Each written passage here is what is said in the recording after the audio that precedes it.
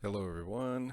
I finally got some time to record another one of these things, whatever you want to call them. And been busy. Finally got power up north and um, required doing some work, getting the water in, and getting boat ready in the water and all kinds of stuff like that. Some plumbing. You know the it, the destruction of your stuff in the cold of the north when you're not there. Anyway, it's going, and Catherine's up there, so she's enjoying it. Actually, going to install a cell repeater so that she can get her service good and can work more easily remotely without worry of a dropped call or something. And data throughputs are higher, so see how that goes this weekend. But one of the things that was kind of bugging me, I've noticed belatedly that mainstream media, the newspapers, the networks, have started reporting grudgingly. It seems that this COVID-19 might have been an experiment in the Wuhan lab, and escaped the lab, and seems pretty obvious option given the kind of research they were doing there was exactly the kind of virus that we're facing right now. They were looking into bat coronaviruses and doing gain of function testing, and it's not, I guess, unclear that there was a number of people, including Dr. Fauci, who I think is probably not a nefarious individual, but he was part of the National Institute of Health, the group um, that awarded the grant money that went through another organization, American organization, and then was, I guess, given to the third party that was at Wuhan to do this gain of function testing. As I had mentioned before, I think there was a moratorium as of 2014 because of the concern with what gain of function testing can potentially do, and there was leaks in American labs, and this particular lab. Anyway, I'm going to point you to an interesting channel that's basically called China Uncensored. If you want to give it a look, the guy goes through the timeline, goes through everything quite thoroughly, and he uses clips of the individuals talking. So they say their own words. It's not something he's inserting into their mouths. It's actually what the various players had done. The guy that Fauci gave the money to, the American doctor, who then gave it to the researchers at Wuhan, one of whom I guess was studied at North Carolina, University of North Carolina, with another doctor who had studied ways and means of connecting viruses up with other viruses and other properties. So anyway, I'll let you guys click on that. It's pretty good. The sad part is that China Uncensored goes censored all the time on YouTube. They rarely get any money from advertisers. They're what do they call it, um, decertified or whatever. So they don't, the channel doesn't get any money, and it's simply because I think YouTube, like the media in general, seems to be overly concerned about the hurt feelings of the Chinese government. And this isn't about Chinese people. Anyone who associates COVID-19 with Chinese people or Asians or whatever is mentally damaged, as far as I'm concerned. These are institutions and things that are being done by governments, by these institutions, and funded by governments. And the individual Chinese, many of them risked everything to try and warn people, and were heavily censured by their own government. when this thing broke out. So I think there are a number of Chinese individual Chinese people who were heroic in their attempt to warn the world, but were not in a position to shut borders and prevent the spread of the virus, which I think a normal institution, a normal government would have done. If this had been Canada or the United States or I think any normal Western democracy, once a suspected outbreak like this was happening, there would have been huge attempts to prevent it from escaping, as opposed to the scenario with the Chinese Communist Party in control as a autocratic dictatorship there. They can't be seen to be making mistakes. So, and everyone knows it. If you expose the government and show the world the mistakes of the CCP in their policy, they will bury you. So it leads to some very bad behavior, unfortunately. And who can blame them? And their lives are controlled by these people. So anyway, it is very disturbing that it took a year. So now all of the potential for discovery, all of the things that we might have done differently had we known it was in fact a lab-based, or at least if we'd proven one way or another if it was lab-based or not. It leads to a lot of different decisions, right? It leads to different courses of action, knowing where it came from. If it came from the wild, came from a lab, came from wherever. And one of the biggest things about it is they have yet to determine a source, a host. One of the things that they typically can do fairly quickly is come to a conclusion as to what animal was the host. And there's been, and Fauci was one of them actually not too long ago, offering up all kinds of crazy theories. Speaking of crazy hypotheses, we got to be careful with the language here too, because a theory in science is actually very well verified. Something that, when they say theory of relativity or theory of evolution, these theories, scientific theory like of those kinds, are very well proven. There's basically nothing stronger in the world of science than a theory.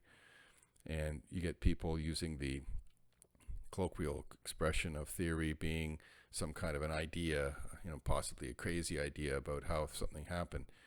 That's not how it works in science. So if you have a hypothesis in science, that's potential idea. But the theories themselves are the highest level of success rate, have been tested many, many, many times and shown to be accurate. So these aren't theories we're talking about. These are hypotheses as to where the coronavirus may have originated. But they don't seem to, at least they didn't seem to really want that explored. And they vilified anyone and, basically tried to shut down anyone who brought it up as a possibility. And it may be because Trump himself said it, that the partisan politics interferes with such, an important thing as the journalistic integrity of these mainstream media organizations, where anything that Trump says, no matter if it accidentally was true, has to be debunked and destroyed. And anyone who carries on saying what Trump also said is a right-wing conspiracy nut. And, get a grip. Sometimes Trump's going to read something from a paper or in some briefing. He's going to hear something that is accurate, and he's going to repeat it. Sorry, it's just insane to me that it goes that far in media now, where your politics gets used against you, even if it's in the purpose of science, or if politics gets brought into science the way it is, where it doesn't belong. One thing we can do, and I made this point with regard to the Hamilton vaccination thing where people were being targeted because of the color of their skin. It makes no sense from a scientific perspective, and I think we can use the science. The science tells us the truth about many things. Some stuff, cultural, the social sciences, and the humanities is unfortunately not a hard science, and what people would call scientific in those worlds is merely an opinion. And when you're talking, and as a matter of fact, the critical theorists hate the hard sciences and try to tear them down because they are a pushback on many of their opinions, and the data doesn't support what they're saying. So I'm alarmed at the fact that the mainstream media deserted what was just a basic question. What was the source of COVID? And we have to consider all possibilities until they're eliminated. We don't eliminate possibilities because they are politically inconvenient to us, that somebody who we don't like politically suggested it might be true. You don't eliminate it based on that. You eliminate it based on the data, period. Anyway, makes me angry to think that all of these papers, all of these gathering media for the various networks all ignored the basics and dismissed a potential hypothesis that seems quite plausible and is seeming more and more plausible based on what we're learning, and just dismissed it because of the source. The source was politically against what they believed, so dismiss it. And anyway, there's another review of a movie review coming out, I guess soon, potentially soon, is another episode in the Raiders of the Lost Ark, Indiana Jones franchise. Apparently they've managed to convince Harrison Ford to go for another one. I don't know if he's going to wheel himself around in a wheelchair or what, but the potential for it being a disaster is quite high, given the people who are pushing it forward are the current regime at Disney, and they've just ruined everything around them to the point where people are looking twice at anything Disney and thinking hard about whether they're ever going to go to a Disney movie again. It's just it's been disastrous. But anyway, what else is going on? I guess there's more and more people getting vaccinated. It seems like we're finally getting enough vaccine, and people are starting to it's getting to the point where the 20-year-olds are scheduled anyway. So hopefully by end of summer, as originally discussed in the fall, we're going to be well enough vaccinated that life can sort of come back to normal. I noticed in our walk today, people seem to be happier, a little more carefree, a little bit less concerned. There's the odd person going by you who's looking harshly at you if you come within a yard or two of them, or I should say several yards of them. They seem not. They're probably the people who wanted you off their lawn to begin with, and this has given them a great opportunity to want you off their street. Anyway, I'm looking forward to having people over and having people up north and getting back into a normal social world. It's going to take a while for that stuff to all reignite. Hopefully by the fall, we're really fully back into it, and seeing each other's smiling face on a regular basis. That would be good.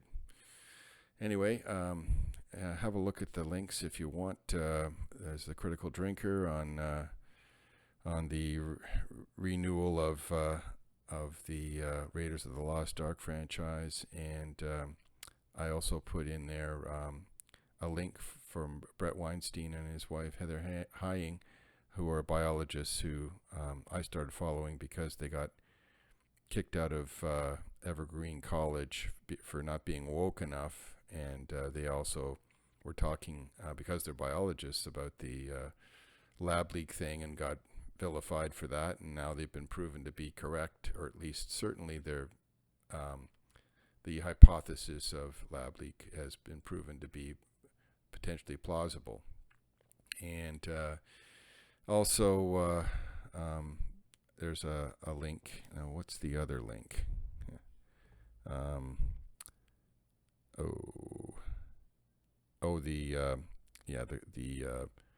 the one from the Chinese.